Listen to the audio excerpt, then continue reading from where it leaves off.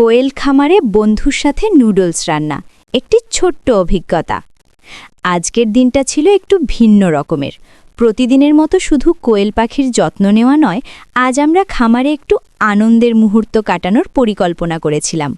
আমার এক বন্ধুকে সাথে নিয়ে ঠিক করলাম খামারেই বসে নুডলস রান্না করব।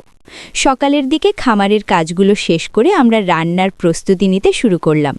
খামারের একপাশে ছোট করে চুলা তৈরি করা হলো।